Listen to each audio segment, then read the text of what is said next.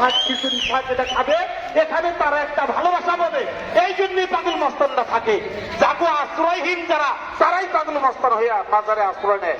আর তাকে আশ্রয়ের উপলক্ষে তারা এতগুলি টাকা খরচ করে এখানে জিয়ারতে শেড বানাইয়া এখন পাগল মস্তান ঢুকতে দেয় না, তালামারি দিছে। তাদের উদ্দেশ্য ছিল কি? উদ্দেশ্য ছিল এই, তাদের উদ্দেশ্য ছিল এই, এখানে এই খরচটা দেখাইয়া তারা যদি 20 লক্ষ টাকা খরচ করে সেখানে 1 কোটি টাকা খরচ দেখাইয়া বাকি টাকাটা লুটপাট করে খাবে।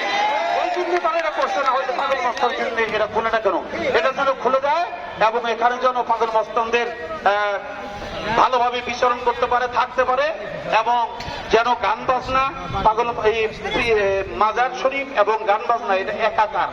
যেই মাজারে গান হয় না সেই মাজার কোনো উজ্জ্বলতা হয় না। আপনি দেখেন গান বাজনা হইলে বিভিন্ন এলাকার লোকের আসে, আশেপাশের যত দোকানদার, যত মোমবাতি আগরবাতি পান চা যারা বিক্রি করে তাদেরকে যদি আজকে মানুষ বেশি হয় তাহলে তাদের বেচা বিক্রি বাড়ে নাকি?